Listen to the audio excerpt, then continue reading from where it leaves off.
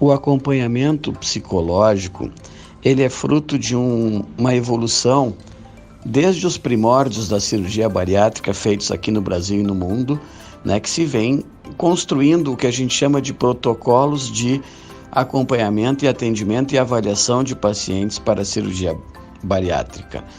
Então isso é fruto de um longo trabalho, de longa data, e que se foi aprendendo em meio à já cirurgia concebida, né? Já a cirurgia bariátrica tinha sido criada para os propósitos que ela hoje se destina. O acompanhamento psicológico, ele se dava no pré, no durante e no pós-operatório. Assim que se pensou e assim que se hoje tem a questão do acompanhamento psicológico. Haja vista que é um processo que vai trazer mudanças importantes no comportamento, não só alimentar, como comportamento do sujeito como um todo e da rede com qual ele vai precisar contar, família, né? Pessoas que o amparem na sua nova forma de encarar a questão alimentar e a questão psicológica que isso vai trazer também, as mudanças que vão trazer do ponto de vista psicológico.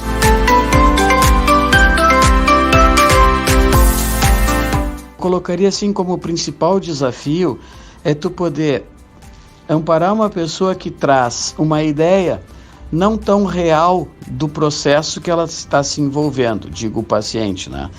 E o que eu quero dizer com isso? Muitos pacientes não querem ter o compromisso, a responsabilidade para com o processo da cirurgia bariátrica e as mudanças que esse processo vai trazer. Vem com uma ideia mágica. E por ser uma ideia mágica, tem que ser trabalhada, desfeita, para a pessoa se dar conta que as mudanças são irreversíveis. Via de regra, é um processo cirúrgico, né? Quanto a pacientes que desistem da cirurgia, sim, existe um bom número de pacientes que, ao serem trabalhados, alertados, né, ou mesmo se aproximarem mais da realidade da cirurgia, optam por não fazê-la e apostando ainda em métodos que poderiam e podem ser bastante eficazes, tanto quanto a cirurgia, mas sem a mutilação que a cirurgia promove no sujeito.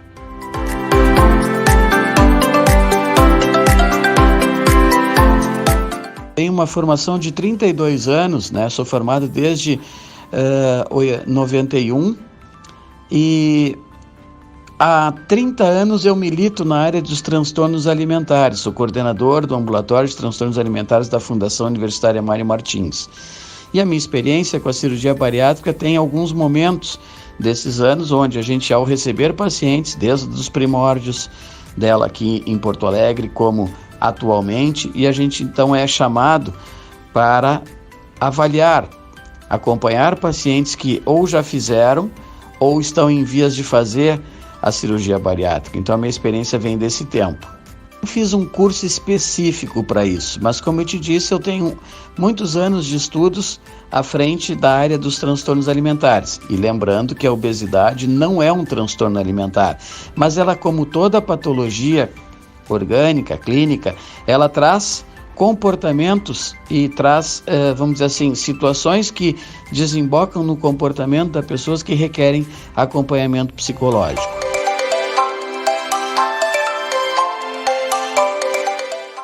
Da equipe interdisciplinar, multidisciplinar do CTO, o Centro de Tratamento da Obesidade. Fui indicado como equipe do Mário Martins, nós fomos para lá e ficamos algum tempo trabalhando conjuntamente com a equipe do CTO. Então, assim, a nossa participação multidisciplinar se dá em moldes que eu acredito ser muito importante, onde todas as especialidades envolvidas unem os seus esforços e os seus estudos para auxiliar essas pessoas a terem um melhor resultado para suas vidas. Então todos são importantes, todas as especialidades envolvidas devem ser ouvidas, devem ser orientadas, né, na questão do paciente, de poder ter um olhar mais semelhante de todos na busca de ajudar esse paciente.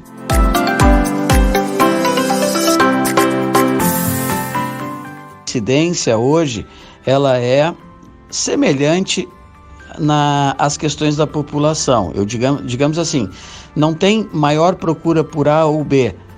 Os pacientes, tanto masculinos como femininos, eles têm procurado, embora a gente saiba que as mulheres procuram mais tratamento do que os homens também têm procurado fazer a cirurgia, uma vez que isso já vem por uma orientação de um outro colega, de um médico clínico, de um endócrino, enfim, que anuncia para o paciente a possibilidade dele ser alguém que possa beneficiar um quadro já geralmente grave, né, ou se encaminhando para uma gravidade clínica, e, portanto, a cirurgia passa a ser uma indicação, não mais uma opção.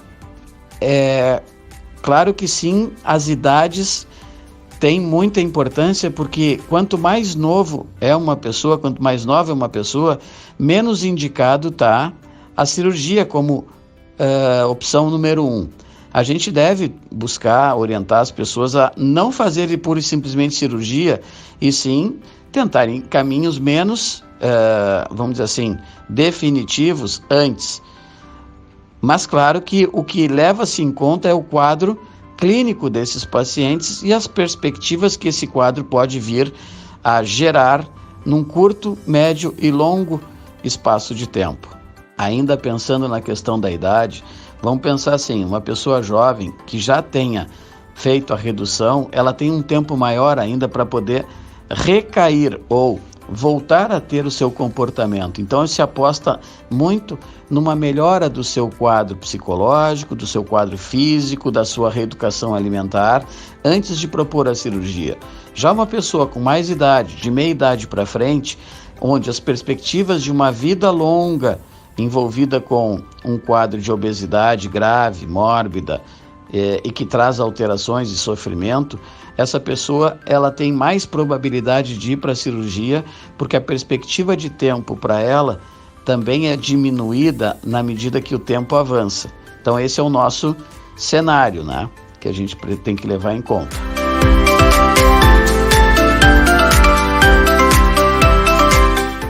Olha, quanto ao paciente que se arrepende, tá? É óbvio que algumas pessoas, mesmo diante de uma boa investigação, de um acompanhamento razoável, que tentou buscar mostrar para ela as melhoras e as complicações de um processo cirúrgico que envolve, algumas têm esse sentimento sim, se arrependem de terem feito isso. Por quê? Bom, porque as suas vidas ficaram complicadas para pior depois da cirurgia. E aqui vale lembrar que apenas 20% das pessoas que operam atingem os objetivos traçados e definidos pelas equipes e por ela, enquanto o restante, infelizmente, recai, tem dificuldades e, vamos dizer assim, acabam sofrendo porque tem alterações da sua vida de uma forma mais definitiva, né, em função de ter feito uma cirurgia.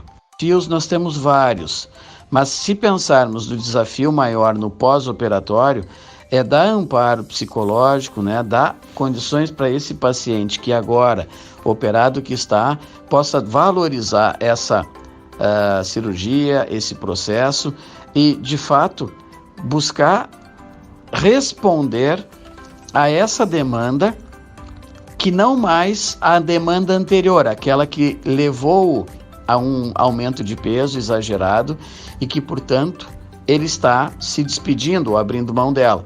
Eu sei que isso não se dá num passe de mágica, isso é um processo.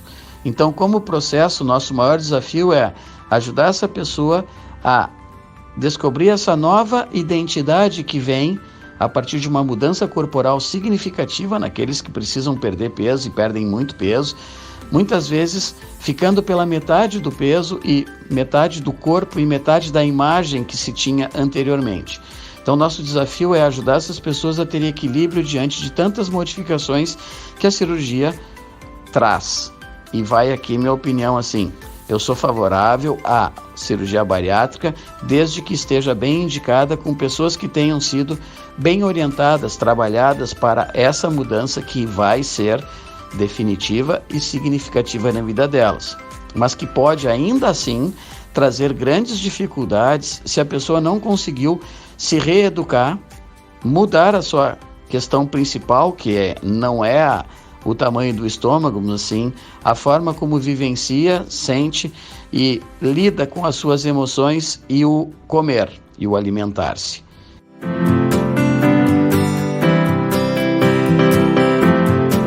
Com relação a mercado de trabalho ou trabalho nessa área, por se tratar de uma área sabidamente considerada ainda em evolução e diante de uma população que é considerada crônica, né? A obesidade é crônica na nossa população, cerca de 55% a 60% tem sobrepeso ou obesidade.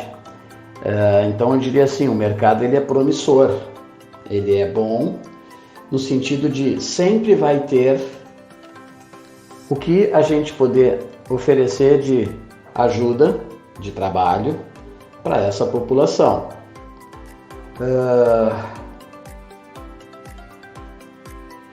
Em outras palavras, enquanto existir pessoas, distúrbios, patologias ligadas à obesidade, ao corpo, nós teremos mercado de trabalho, ou seja, é infinito.